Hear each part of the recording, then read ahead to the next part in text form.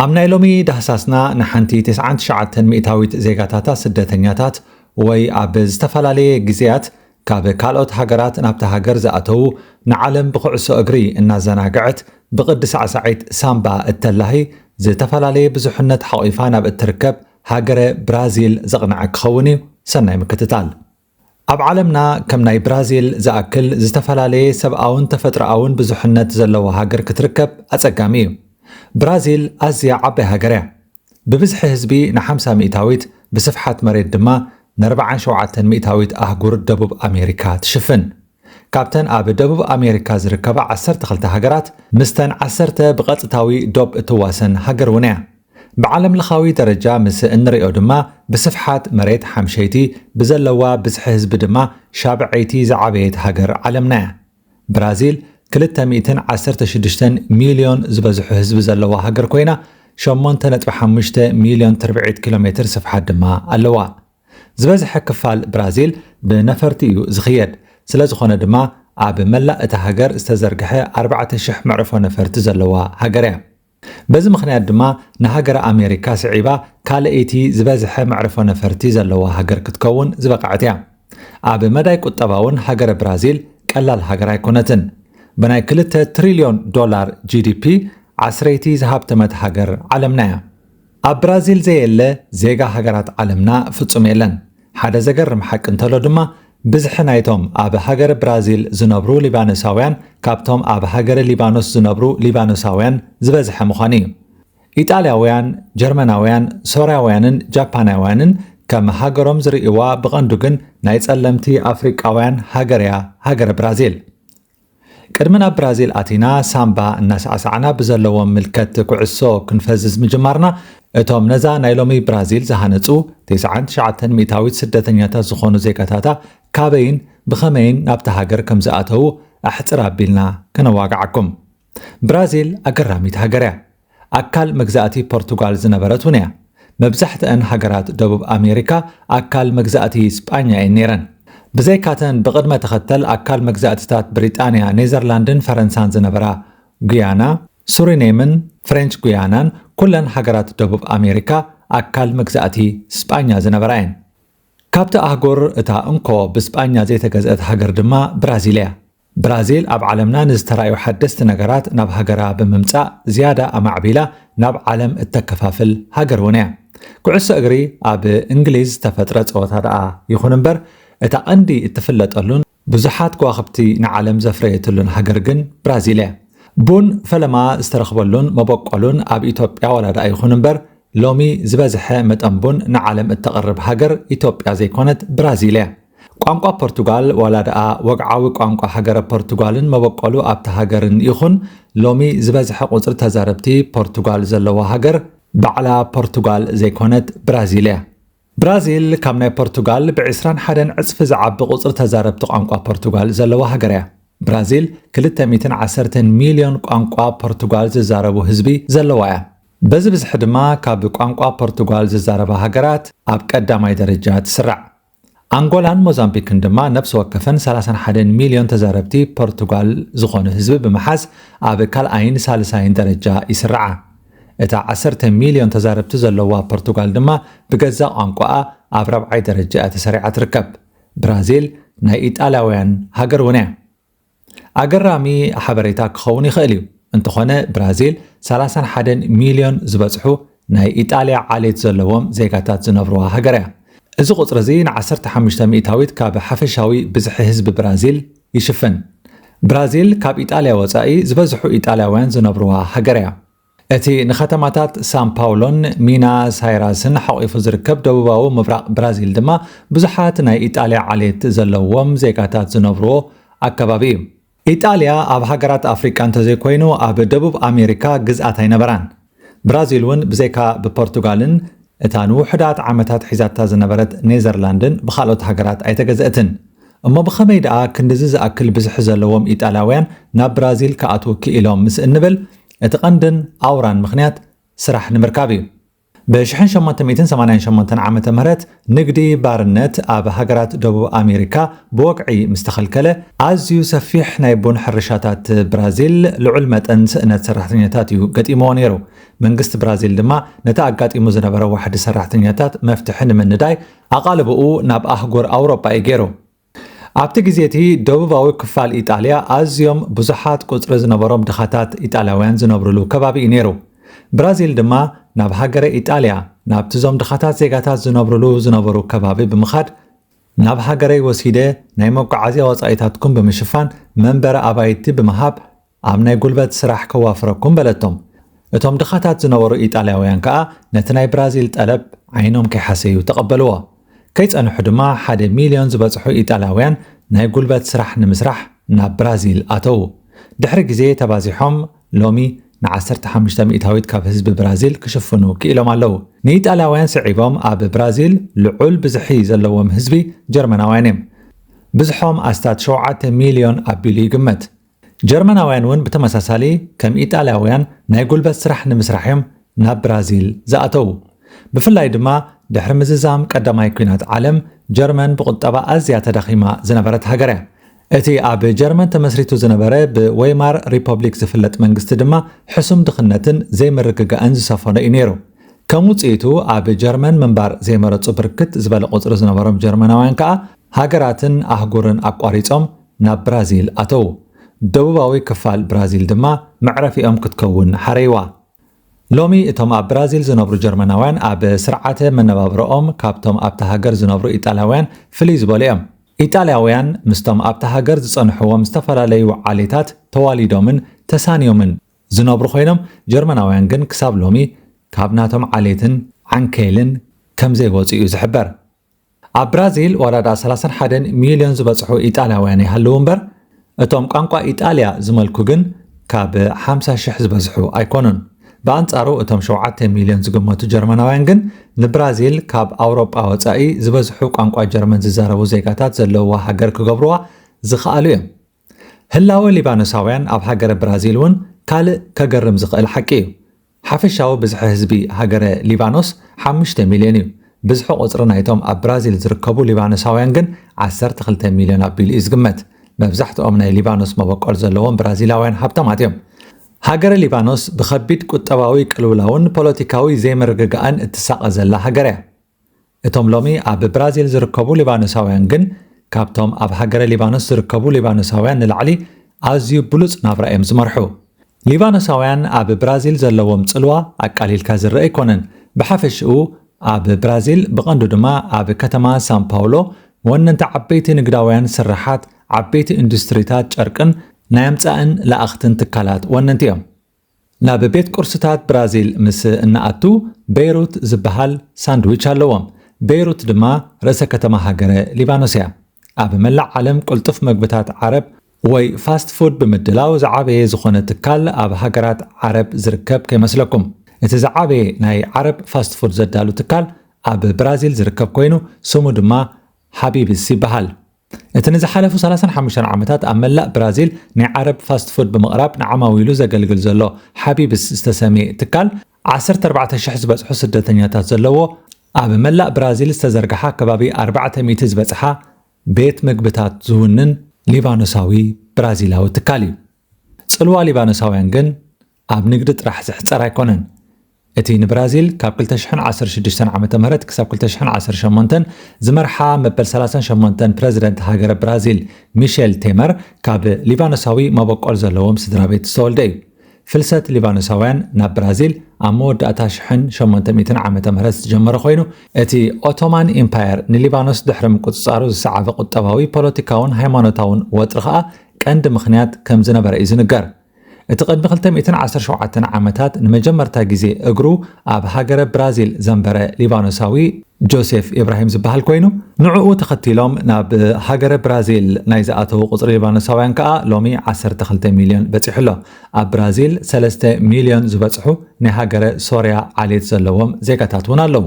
እታ ካሳቶ ማሩ እትበሃል ጃፓናዊት መርከብ ንመጀመርታ ግዜ 781 ጃፓናውያን ብምፅዓን መልሕቃ ኣብ ከተማ ሳን ፓውሎ ዝተኸለት ብ1907 ዓ.ም እዩ ነይሩ።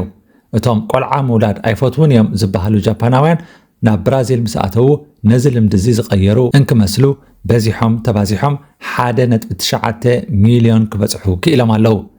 1.5 ሚልዮን ዝኾኑ ካብኣቶም ኣብ ከተማ ሳን ፓውሎ እዮም ዝነብሩ። ሃገረ ጃፓን ከምዚ ሎሚ ሓንቲ ካብተን ብቁጠባ ዝበልጸጋ ሃገራት ዓለምና ከይኮነት ከቢድ ድኽነት ዝነበራን ህዝባ ስራሕ ንምንዳይ ናብ ካልኦት ሃገራት ዝኸድዋን ሃገር እያ ነይራ። ብራዚል ሰራሕተኛታት ጃፓናውያን ድማ ስራሕ ክደልዩ ተረኸቡ። እንሆ ድማ ሎሚ ብራዚል ካብ ጃፓን ወፃኢ ዝበዝሑ ጃፓናውያን ዝነብሩዋ ሃገር ክትከውን ክኢላ ኣላ። 55% ካብ ህዝቢ ብራዚል ጸለምቲ ብራዚላውያን እዮም። ኣብ ግዜ ንግዲ ባርነት ከባቢ 4 ሚልዮን ዝኾኑ ኣፍሪቃውያን እዮም ኣትላንቲካዊ ውቅያኖስ ሰጊሮም ናብ ሃገር ብራዚል ዝኣተው። ሎሚ ድማ ካብ ሓፈሻዊ ብዝሒ ህዝቢ ብራዚል ነቲ 55% ክሽፍኑ ክኢሎም ኣለዉ። ብቁፅሪ ምስ እንሪኦ ድማ 120 ሚልዮን ይበጽሕ ማለት እዩ። እዚ ዘብርሃልና እንተሎ ብራዚል ናይ ጸለምቲ ህዝቢ ምዃና እዩ። እዚ ግን ብብዝሒ ህዝቢ እንክልካዕ እዩ። ብመንጽር ሃብቲ፣ ስልጣን፣ ትምህርቲ ምስ እንሪኦ ግን እዞም ጸለምቲ እምበርድኸ ኣብ ብራዚል እዮም ዝነብሩ ዘብል እዩ።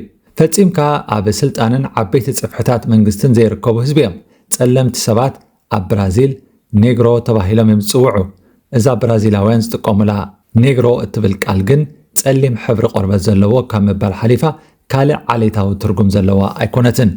እቲ ምንታይሲ ኔግሮ ብቋንቋ ፖርቱጋል ጸሊም ማለት እዩ። በንጻሩ ብራዚል ዓመት መጠ ዘኪራቶ እትውዕል ብዲያ ዳ ኮንቬንሽያ ኔግራ ወይ ብትግርኛ ክትርጎም እንከሎ ብመዓልቲ ንቕሓት ጸለምቲ ዝፍለጥ ኣብ ዕለት 10 ሕዳር ዝኽበር ሃገራዊ መዓልቲ ዘለዋ ሃገር እያ። መብዛሕትኦም ጸለምቲ ብራዚላውያን ኣብ ሰሜናዊ ክፋል እቲ ሃገር ዝነብሩ እዮም። ናብቲ ሃገር ንዝኣተዉ በጻሕቲ ሓደ ዝወሃቦም ምኽሪ እንተዳ ኣሎ ደቡባዊ ክፋል ብራዚል ሰላም እዩ፣ ናብ ሰሜናዊ ክፋል ምስ እትኸዱ ግን ኣብ ምንቅስቓሳትኩም ጥንቃቐ ግበሩ ዝብል እዩ። ብርግጽ እዞም ኣቐዲምና ክንጠቕሶም ጸናሕና ዜጋታት ብራዚል መብዛሕትኦም ኣብ ሃገሮም ምጥዓም ሲኢንዎም ንዝሓሸ ህይወት ኣብ ዝተፈላለየ ግዜ ናብ ብራዚል ዝተሰደዱ እዮም። ሎሚ ድማ ዜጋታት ብራዚል ኮይኖም ይነብሩ ኣለዉ። ወላ ደኣ ኣብ ፈለማ ክመፁ ከለዉ ዘይተማሃሩን ናይ ጉልበት ሰራሕተኛታትን ዝነበሩን ይኹኑ ሎሚ ግን ብፍልጠት ንሃብትን ስልጣንን እቲ ሃገር ብምብሓት ኣብ ዝለዓለ ደረጃ ዝርከቡ እዮም። እቶም ሓቀኛ ደቀባት ብራዚል ኣብ ጫካ እዮም ዝነብሩ። ካብ ሓፈሻዊ ብዝሒ ህዝቢ እቲ ሃገር ከዓ ነቲ 0.8 ጥራሕ እዮም ዝሽፍኑ። ኣብ ጫካታት ኣማዞን ጥራሕ 400 ዝበጽሑ ዝተፈላለዩ ካብ ዓሌታት ደቀባት ብራዚል ዝኾኑ ህዝቢ ከም ዝነብሩ እዩ ዝግለጽ። ቁጽሮም ድማ 1.6 ሚልዮን ኣቢሉ ይግመት። ብራዚል ኣደ ቡን እያ። ልዑል መጠን ቡን ብምፍራይ ኣብ ዓለም እትወዳደራ ሃገር የላን። ነዚ መዓርግ እዚ ንዝሓለፈ 150 ዓመታት ወኒናቶ ትኸይድ ዘላ ሃገር እውን እያ። ቁጽርታታ ምስ ትዕዘብ ድማ ኣብ መጻኢ እውን መዳርክቲ ዘይርከባ ሃገር ምዃና ክትዕዘብ ትኽእል። ንኣብነት እታ መበቆል ቡን ተባሂላ እትግለጽ ኢትዮጵያ 400 ካብ ናይ ዓለምና ቡን እንክተፍሪ ብራዚል ድማ ነቲ 400 ተፍርዮ። ቅድሚ 300 ዓመታት ብራዚል ዝኾነ ይኹን ናይ ቡን ገረብ ዘይነበራ ሃገር እያ። ብ1727 ዓመተ ምህረት ግን ፍራንሲስኮ ፓሌታ ዝተባህለ ፖርቱጋላዊ ሌተናል ጀነራል ንዲፕሎማስያዊ ጉዳይ ናብ ጎረቤት ብራዚል ፍሬንች ጉያና ኣምሪሑ ነበረ።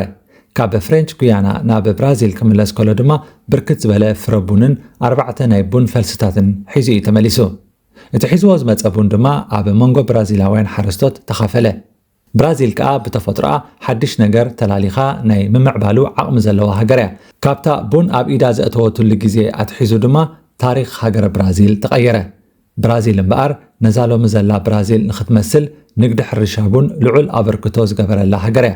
ሚና ሳይራስን ኤስፕሪቶ ሳንቶስን ድማ ቀንዲ ቡን ዘፍርያ ከባቢታት ብራዚል እየን። እቲ ሚና ሳይራስ ዝበሃል ከባቢ ብራዚል ኣብ ዓለምና ካብ ዘለዋ ቡን ዘፍርያ ሃገራት ንላዕሊ ልዑል መጠን ብዝሒ ዘለዎ ቡን የፍሪ። ካልእ ሃገር ብራዚል እትፍለጠሉ ነገር እንተደኣ ሃልዩ መዳይ ስርዓት ጥዕና እቲ ሃገር እዩ። እቶም 216 ሚልዮን ዝበዝሖም ህዝቢ ብራዚል ከዓ ኣብ ላዕለዋይን ሓፈሻውን ሆስፒታላት ብራዚል ኣብ ሆስፒታላት ማእከል ጥዕናን ንኣሽቱ ክሊኒካትን ኣገልግሎት ጥዕና ብናፃ እዮም ዝረኽቡ። ሲስተማ ዩኒኮ ደ ሳውድ ወይ ሱስ እዮም ዝብልዎ። ብራዚላውያን ምኽሪ ሓኪም ንምርካብ ንኣሽቱን ዓበይትን መጥባሕትታት ንምክያድ ንተመሳሳሊ ይኹን ኣብ ሆስፒታል ንዝደቀሰ ተሓካሚ ናይ ካርድ፣ ናይ ዓራት፣ ናይ መድሃኒት ወፃኢታት ከይሓተቱ ነፃ ናይ ሕክምና ኣገልግሎት ዝረኽቡ ህዝቢ እዮም። እቲ ስርዓት ሕክምና ከዓ ብፌደራል መንግስቲ ምምሕዳር ግዝኣትን ምምሕዳር ከባብን ዝድጎም እዩ። እዚ ሕክምና ኣብ ብራዚል ንዝርከቡ ዜጋታት ካልኦት ሃገራት ይኹን ንበጻሕቲ ነፃ እዩ። ኣብ ሃገር ብራዚል ናብ ሕክምና ብምኻድ ኣገልግሎት ረኺብካ ክፍሊት እትሕተት ኣብ ናይ ግሊ ክሊኒካት ወይ ሆስፒታላት ጥራሕ እዩ። ናይ ሃገር ብራዚል ናይ ጎደና ካርኒቫል ኣብ ሓደ ግዜ ሚልዮናት በጻሕቲ ዝዕደሙሉ ብዝተፈላለዩ መደባትን ሕብርታትን ወቂቡ ዝውዕል ውቃብኡ ብሳዕሳዒት ሳምባ ዝኹላዕ ዝዓበየ ምርኢት ጎደና ዓለምና እዩ። ኣብ ከተማታት ሪዮ፣ ሳን ፓውሎን ሳልቫዶርን ዝርከባ ሳዕሳዒት ሳምባ ዝምህራ ኣብያተ ትምህርቲ ካብ ለካቲት ክሳብ መጋቢት ብስራሕ ቢዚ ኮይነን ዘሕልፍኦ እዋን እዩ። ነቲ ኣብቲ ካርኒቫል ዝንፀባረቕ ሳዕሳዒት ንምልምማት ጥራሕ ኣዋርሒ ዝወስድ 70,000 ዝበፅሑ ምርኢት ዘቕርቡ ሰባት ከም ዝሳተፍዎ ድማ እዩ ዝንገር። ኣብቲ መዓልቲ ካርኒቫል ከዓ ብሚልዮናት ዝቁፀሩ ብራዚላውያንን ካብ መላእ ዓለም ዝወሓዙ በጻሕትን ብተምሳጥ ይዕዘብዎ። ቀደም ኣብ ሃገረ ግብፂ ከም ዝጀመረ ዝንገረሉ ናይ ጎደና ካርኒቫል ኣሌክሳንደር ዓቢ ንግብፂ ምስ ተቆፃፀረ ናብ ግሪኽ ካብኡ ቀፂሉ ናብ ኢጣልያ ብድሕሪኡ ብዝነበራ መግዛእታውያን ስርዓታት ኣቢሉ ናብ ብራዚል ከም ዝኣተወ እዩ ዝሕበር። እዛ ብባርነት 4 ሚልዮን ጸለምቲ ኣፍሪቃውያን ናብታ ሃገር ከም ዝኣትዉ ዝገበረት ብራዚል ከዓ ነቲ ናይ ጸለምቲ ባህሊ ምስ ባህሊ ናይቶም ንስራሕ ናይታ ሃገር ዝኣተዉ ኣውሮጳውያንን ኤስያውያንን ብምትሕውዋስ ሓደ ዓቢ ዓለም ለኻዊ ትርኢት ክትፈጥር ክኢላ ኣላ። ኣብ ግዜ ካርኒቫል ከተማ ሪዮ ጥራሕ 1 ሚልዮን ካብ ዝተፈላለዩ ቦታታት ዝመፁ በጻሕቲ እትእንግድ ኮይና ከም ውፅኢቱ ከዓ $1 ቢልዮን ኣታዊ ትረኽበሉ። ካርኒቫል ብራዚል ዓመት መፀ ኣብ ወርሒ ለካቲት ወይ መጋቢት ካብ ዓርቢ ክሳብ ሰሉስ ኣብ ዘለዋ 5 መዓልታት ዝካየድ ኮይኑ ወትሩ ኣብተን ቅድሚ ጾም 4 ዘለዋ 5 መዓልታት ድማ ይኽበር። ግዜ ካርኒቫል ሰብ ሞያን ወነንትን ሆቴላት ሸየጥቲ ልብስታት ኣብያተ መስተን መዘናግዒታትን ሰለም ከየበሉ ዝሕልፉለን ልዑል መኽሰብ ዝገሓጠለን መዓልታት እየን። እቲ ካርኒቫል ካብ ናይ ሳዕሳዒት ፕሮግራም ምድላው ወፃኢ ንሃገረ ብራዚል ኣብ ምፍላጥ ኣተኩሮ ማዕከና ዜና ብምስሓብን ነቲ ጽቡቕ ጎደናታት ብምድማቕን መተካእታ ዘይብሉ ናይ መወዓውዒ ዕድላት ዝፈጥር መደብ እዩ። ብራዚል ኩዕሶ እግሪ እተፍቅር ሃገር እውን እያ። ነቶም ካብ መላእ ዓለም ዝተኣኻኸቡ ብዓልየት ብሃይማኖትን ቋንቋን ዘይረኸቡ ዜጋታታ ኣብ ሓደ ቅርዓት ከም ዝእከቡ ዝገብር ኩዕሶ እግሪ እዩ። እታ ብእትለብሶ ብጫ ዝሕብሩ ማልያ እትፍለጥ ሃገራዊት ጋንታ ብራዚል ኩዕሶ ኣብ እትፃወተሉ ግዜ ድማ ዜጋታታ ኣብ ሓደ ህርመት እዮም ዝመፁ። ዜጋታታ ድማ ናብ ዘላቶ ብምኻድ ናይ ወትሩ ድጋፎም ካብ መሃብ ዓዲ ይውዕሉን። ብራዚል እንተተሳዒራ ግን ብዙሕ ነገራት ክበላሾ ይኽእል እዩ። ምስ ወግሐ ብዙሕ መርድእ ክትሰምዕ ትኽእል። ብፍላይ ኣብ ዓበይቲ መድረኻት ምስ እትሰዓር በቲ ስዕረት ተበሳጮም ነብሶም ናይ ዘጥፍኡ ዜጋታት መርድእ ምስማዕ ኣብ ብራዚል ልሙድ እዩ። ኣብ 1950 ዓመተ ምህረት ብራዚል ኣብ ናይ ፍጻመ ፀወታ ዋንጫ ዓለም ኣንጻር ኡራጓይ እትገጥመሉ ወሳኒ ፀወታ ነበራ። እቲ ውድድር ኣብ ብራዚል ዝእንገድ ብምንባሩ 200,000 ደገፍቲ ኣብ ስታድዮም ተረኺቦም ነበሩ። ይኹን እምበር እታ ተስፋ ጌራ ዝኣተወት ብራዚል 2-1 ብዝኾነ ውፅኢት ተረቲዓ ዋንጫ ካብ ምውሳድ ተዓንቀፀት። ኣብዚ ዓለት ብዙሓት በቲ ውፅኢት ዝጓሃዩ ብራዚላውያን ነብሶም ከም ዘጥፍኡ ድማ እዩ ዝንገር። እምበኣር ብራዚላውያን ማዕረኽ እንደዚ ብኩዕሶ ጽሉላት ህዝቢ እዮም። እቲ ጉዳይ ናብ ክለባት እቲ ሃገር ምስ ዝመጽእ ግን ነገራት ዝተፈላለዩ እዮም። ንኣብነት ደርቢ ፍላፍሉ ኣብ መንጎ ሃብተማትን ድኻታትን ዝካየድ ፀወታ እዩ። ድኻታት ብናይ ከተማ ሪዮ ደ ጀኔሮ ክለብ ፍላሚንጎ እዮም ዝውከሉ። እታ መቐናቕንቶም ክለብ ፍሉሚንሰ ድማ ካብ ዝተመስረተትሉ ግዜ ጀሚራ ናይ ሃብተማት ክለብ እያ። ናይተን ኣብ ከተማ ሳን ፓውሎ ዝተደኮና ክለባት ኮረንቲያንስን ፓልሜራስን ፀወታ ድማ ደርቢ ፓውሊስታ ተባሂሉ እዩ ዝፍለጥ። ንክለብ ኮረንቲያንስ መስረቱ ኣብ ጽገና መስመር ባቡር ዝሰርሑ ሰራሕተኛታት ኮይኖም ፓልሜራስ ድማ ናይ ኢጣልያ ዓሌት ብዘለዎም ብራዚላውያን ዝተመስረተት ክለብ እያ። እዚ ካብ 20 ክፍለ ዘመን ጀሚሩ ንዝሓለፉ 100 ዓመታት ዝተፀወተ ደርቢ ፓውሊስታ ነቲ ኣብቲ ፀወታ ዝርአ ምትህልላኽ ተዓዚብካ ኩናት ድዩ ክትብል ዝገብረካ እዩ። ሃገራዊት ጋንታ ኩዕሶ እግሪ ብራዚል ውድድራት ዋንጫ ዓለም ካብ ዝተጀመረሉ ግዜ ኣትሒዛ ኣብ ሓንቲ እኳ ከይበኸረት ኣብ ኩሉ ውድድራት ዝተሳተፈት ኣብ 1958 1962 1970 1994 ከምኡውን ኣብ 2002 ዓመተ ምህረት ዋንጫ ብምዕታር እትወዳደራ ዘይረኸበት ሃገራዊት ጋንታ እያ። ኩዕሶ እግሪ ግን ንብራዚል መዘናግዒ ጥራሕ ኣይኮነን። ዓመታዊ ኣብ ቁጠባ ብራዚል ልዑል ኣበርክቶ ዘለዎ ዓውዲ እውን እዩ ብፍላይ ድማ እቲ ብመንገዲ እቶም ናብ ኣውሮጳን ሃገራት ማእከላዊ ምብራቕን እትልእኮም ተፃወትቲ ኣቢላ እትረኽቦ ናይ ስፖንሰርሺፕ ስምምዓት መሰላት ርኤት ቴሌቪዥን መዋዓውዒታትን መኽሰባት ናይ ማልያን ዕጥቅን ድማ ቀንዲ ምንጪ ኣታዊታት እዮም ብራዚል ናይ ሙልክዓት ደቂ ኣንስትዮ ሃገር እውን እያ ምናልባት እውን ዝተፈላለየ ዓሌታት ዘለዎም ህዝብታት ብምትሕንፋጾም ካብ ዝረኸብዎ ጽቡቕ ነገር ሓደ ክኸውን ይኽእል እዩ ንምልክዓት ደቂ ኣንስትዮ ብራዚል ንምርኣይ ናብ ገማገም ውቅያኖስ ሪዮ ደ ጀኔሪዮ ወይ ድማ ናብቲ ሚልዮናት ሰባት ዝሳተፍዎ ናይ ጎደና ካርኒቫል እታ ሃገር ምምጻእ ሓደ ኣማራጺ እዩ ንከተማ ሪዮ ሓዊስካ ከተማ ሳን ፓውሎ ኣብ ሃገራት ደቡብ ኣሜሪካ ካብ ዝርከባ ከተማታት እታ ዝዓበየት ኮይና 15 ሚልዮን ዝበጽሕ ህዝቢ ድማ ይነብራ ማእከል ፋይናንስን ኢንዱስትሪን ብራዚል ምዃና ድማ ይዝንገረላ ሳን ፓውሎ ካብ 100 ዝተፈላለየ ሃገራት ዓለምና ዝመጹ ብዓሌት ብቋንቋ ብሃይማኖትን ሕብሪ ቆርበትን ዘይመሳሰሉ ሰባት ብርግኣት ተሳንዮም ዝነብሩላ ውቅብቲ ከተማ እያ ፋቬላ ኣብ ዓበይቲ ከተማታት ብራዚል ብፍላይ ድማ ኣብ ከተማታት ሪዮን ሳን ፓውሎን ዝስማዕ መፀውዒ ስም እዩ ፋቬላ ድኻታት ብራዚላውያን ኣብ ወሰናስን ዓበይቲ ከተማታት ንዝርከብ ባዶ መሬት ብምውራር ብዚንጎን ካልእን ገዛ ብምስራሕ ዝነብሩሉ ሻውላት እዩ ኣብ መላእ ብራዚል 11,400 ዝበጽሑ ፋቬላታት ወይ ሻውላት ዘለዉ ኮይኖም ን16 ሚልዮን ብራዚላውያን ድማ ይዕቂቦም ኣለዉ ፋቬላታት ብራዚል ካብ 4ታት ክሳብ 7ታት ኣብ ዝነበረ ግዜ ከስፋሕፍሑ ዝጀመሩ ኮይኖም ኣብ ግዜኡ ብዙሓት ብራዚላውያን ካብ ገጠራት ናብ ከተማ ይኣትዉ ብምንባሮም ዝተጀመረ ድማ እዩ ሎሚ ኣብ ከተማ ሪዮ ደ ጀኔሪዮ ጥራሕ ልዕሊ 1,000 ዝበጽሓ ሻውላት ኣለዋ ብዙሖም ድማ ን24 ሚእታዊት ካብ ሓፈሻዊ ህዝቢ እታ ከተማ ይሽፍን መብዛሕትኦም ኣብ ዓበይቲ መድረኻት ኩዕሶ እግሪ ዓለም ዝደመቑ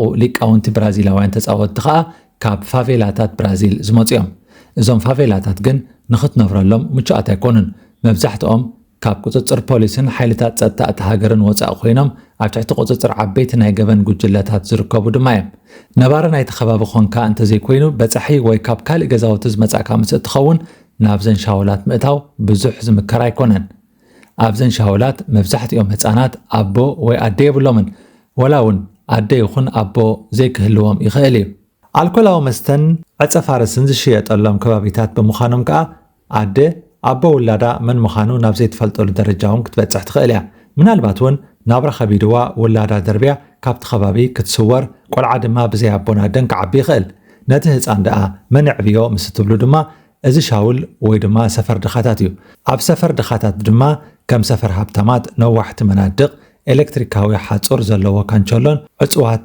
ልብታትን ኣይርከቡን እዮም ህፃን ክሳብ ዝውለድ እዩ ናይ ኣዲ እዩ ምስ ተወልደ ግን ወዲ ከባቢ እዩ ዝኸውን እዚ ኣብ ኩሉ ድኻታት ህዝብታት ዝነብሩሉ ሻውላትን ሰፈር ድኻታትን ዝርከብ ኣድማሳዊ ሕጊ እዩ 70 ሚእታዊት ካብቶም ኣብ ፋቬላታት ብራዚል ዝነብሩ ድኻታት ጸለምቲ ወይ ድማ ኣፍሪቃውያን ብራዚላውያን እዮም ኣብ ኣህጉሩ ኣፍሪቃ እውን ጥዒሞ ዘይፈልጥ በዓል ጸሊም ሕብሪ ኣፍሪቃዊ ውቅያኖሳት ሰጊሩ ከም ኩሎም ኣህዛብ ደቡብ ኣሜሪካ ተረኺቡ ከብቅዕ ኣብዚ እውን ካብቲ ኣብ ኣፍሪቃ ዝመርሖ ህይወት ዘይሓይሽ ኮይኑ ጸኒሕዎ ክትርኢ እምበርዶ ንኽሓልፈሉ ተጻሒፉሉ እዩ ዘብል ዶ ኣይኮነን መደብና ቅድሚ ምዝዛምና ብዛዕባ እቲ ብንውሓቱ ንፈለግ ኒል ስዒቡ ካልኣይ ብዝሕዙ ዓቐን ማይ ድማ ኣብ ቀዳማይ ደረጃ ዝስራዕ ፈለግ ኣማዞንን ሓቂፍዎ ዘሎ ዝባናዊ ጫካን ገለ ክንብለኩም ጫካ ኣማዞን ጥራሕ ንበይኑ 5.5 ትርብዒት ኪሎ ሜትር ስፍሓት ኣለዎ 60 ሚእታዊት ካብ ጫካ ኣማዞን ኣብ መሬት ብራዚል ዝርከብ ኮይኑ እቲ ዝተረፈ 40 ሚእታዊት ከዓ ኣብ ሃገራት ፔሩ ኮሎምቢያ ቬኔዙዌላን ኤኳዶርን ይርከብ እቶም ነዚ 20 ሚእታዊት ካብ ናይ ዓለምና ኦክሲጅን ዝፈጥር ጫካ ዝዓቀቡልና ድማ እቶም 400 ዝበጽሑ ዓሌታት ደቀባት ብራዚል እዮም ፈለግን ጫካን ኣማዞን ድማ መንበሪኦም እዩ ኣማዞን ብተወሳኺ ናይ ደቀባት ብራዚላውያን 16,000 ዝበጽሕ ዓሌታት ዘለዎም ኣስታት 390 ቢልዮን ዝበጽሑ ኣግራብ ሒዙ ዘሎ ሃብታም ጫካ እውን እዩ እቲ 6,400 ኪሎ ሜትር ንውሓት ዘለዎ ፈለግ ኣማዞን ድማ ናይ መጓዓዝያ ንግድን ምግፋፍ ዓሳን ኣገልግሎታት ይህብ ኣማዞን ግን ጫካ ጥራይ ኣይኮነን ኣብ ማእከል ኣማዞን ነዚኣ እትመስል ውቅብቲ ከተማ ኣላ ማናውስ እያ ትበሃል ከተማ ማናውስ ብ1969 ዓመተ ምህረት ዝተመስረተት ኮይና 2 ሚልዮን ዝበጽሕ ነበርቲ ዘለዋን ብዕቤታ ኣብ ሃገር ብራዚል ኣብ 7ይ ደረጃ እትስራዕን ከተማ እያ ንፈለግ ኣማዞን ክርእዩ ዝመፁ በጻሕቲ ከም መበገሲት ኮይና እተገልግል ከተማ ድማ እያ مباركس كبرات تخطاتلت مستيات عالم نلومي زدالنايو نحجر برازيل زدسس مدب إذا استخطاتلكم إنيرو عقد علي بزتفليت حستخص عن متسق